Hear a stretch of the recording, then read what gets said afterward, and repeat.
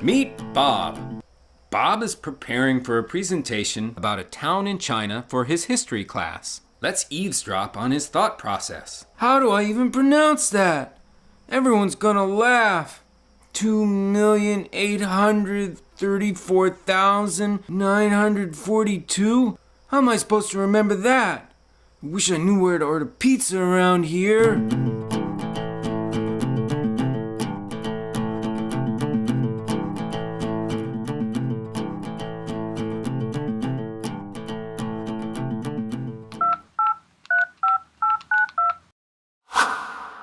Notice any similarities about these two numbers? So why did Bob find one number so challenging to learn, but had no problem with the new phone number, even after the pizza car drove out of sight? Let's zoom in on the learning process inside Bob's brain. Ever heard of short-term memory? That's me. Short-term memory has two parts. The first part is called the immediate memory. That's me. The immediate memory retains information for up to 30 seconds. A good example is a phone number you'll only use once, like Bob's pizza phone number.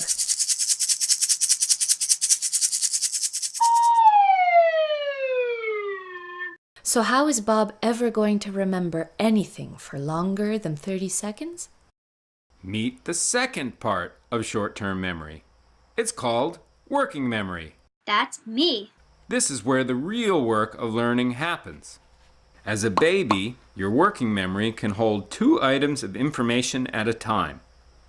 Later, that increases to about 5, and finally 7 by high school. Try to cram in more than that at one time and overload! What are some ways Bob can help his working memory process information about China?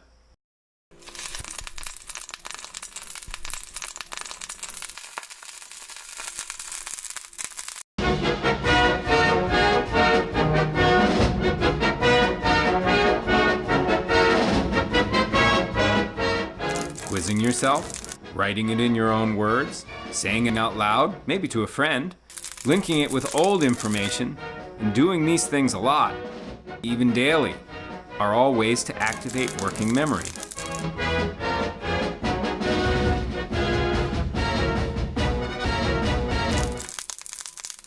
Working memory can also help Bob chunk those numbers into 3 numbers instead of 7.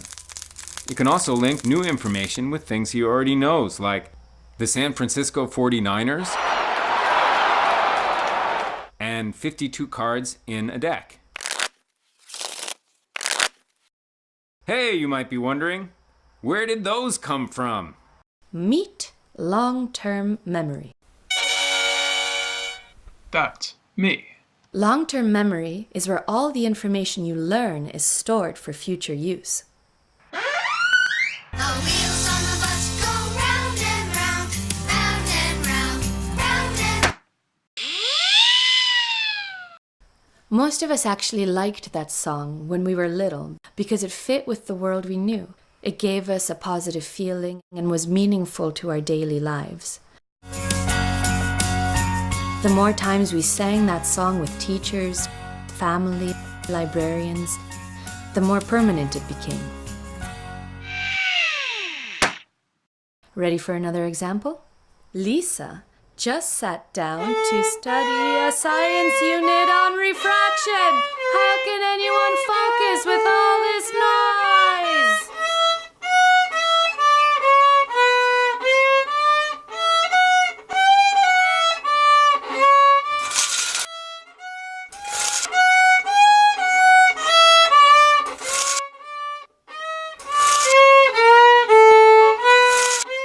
Fortunately, the brain's processing system comes complete with a sensory register. Our 5 senses are constantly stimulated by our environment. Oh. Ooh! The sensory register filters all that data and only lets in what's important. Newsflash! Your self-concept has a huge influence on your sensory register. Past emotional experiences and how you feel about yourself as a learner can open or close the sensory register. Lack of belief in yourself can block learning. Remember Bob? His sister made fun of him at his very first poetry recital. Wobbin wed bwest? Even though Bob pronounces his R's fine now, he never got over the emotional impact of that moment. His view of himself as a public speaker became so negative, his sensory register shuts tight every time he has to give a presentation. Once he understands what is getting in the way of his learning, he can start to fix it.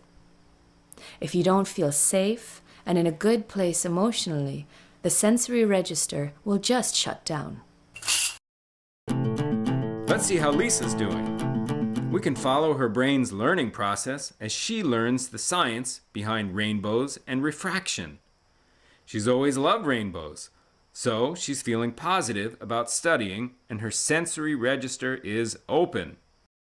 It has filtered out her brother's violin.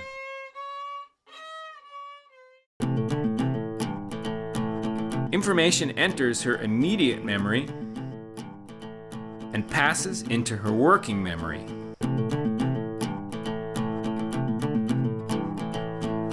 It accesses information from her long-term memory, links it to the new information, and will process it for 10 to 20 minutes.